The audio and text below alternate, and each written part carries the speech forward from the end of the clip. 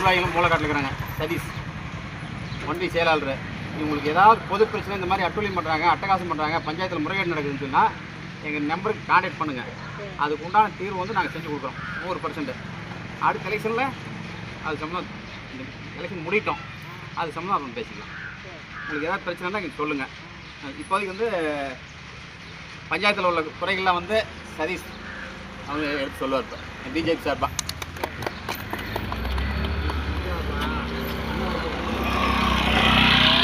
நீங்கள் கொஞ்சம் இப்படி வந்து நின்றுங்க. அது வணக்கம். இப்போ வந்து நேரி வேலை திட்டம் வந்து சில பேருக்கு வந்து 7 நாள் 10 நாள் தான், குறிப்பிட்ட நாள் தான் வேலை இருக்குது. கம்பல்சரி 3 நாள் வேலை செய்யணும். அதில் மானியம் சட்டி கடப்பாறை எல்லாத்துக்கும் வேலை செய்கிறவங்களுக்கு எல்லாத்துக்கும் வருது. ஆனால் பஞ்சாயத்து மூலம் இது வரைக்கும் யாருக்கும் கிடைச்சது கிடையாது. அதே மாதிரி குறிப்பிட்ட பேர் 70 நாள் 80 நாள் வேலை செய்கிறாங்க. சில பேர் 10 நாள் கூட வேலை செய்கிறதில்ல.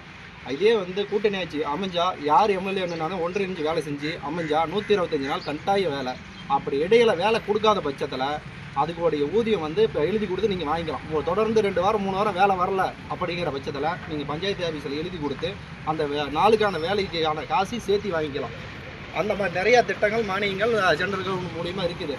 அதை நாம் ஒவ்வொருத்தரும் கேட்டால் தான் கிடைக்கும். நம்ம கேட்காம இருக்க தான் அடுத்தும் அப்படியே போயிடுது. மானியம் கிடைக்க வேண்டிய வாங்குறவங்க வாங்கிட்டு தான் இருக்கிறாங்க. இன்னும் அது மறைமுகமாகவே போயிடுது. எல்லாத்தையும் தெரியுங்கிறது தான் மத்திய கவர்மெண்ட்டு ஆன்லைனுங்கிற ஒரு சிஸ்டமே விட்டுருக்குது.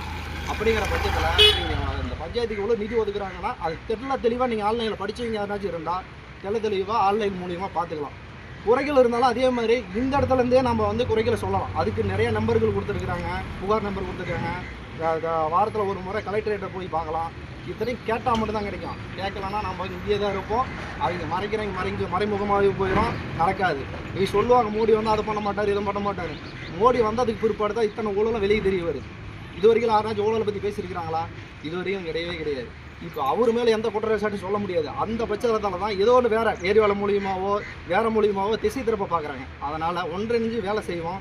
இந்த வாட்டி எந்த கூட்டணி கட்சி எது வந்தாலும் சரி அவைகளுக்கு ஆதரித்து வாக்களிப்போம். 2 வாரத்துக்கு ஆமாம்.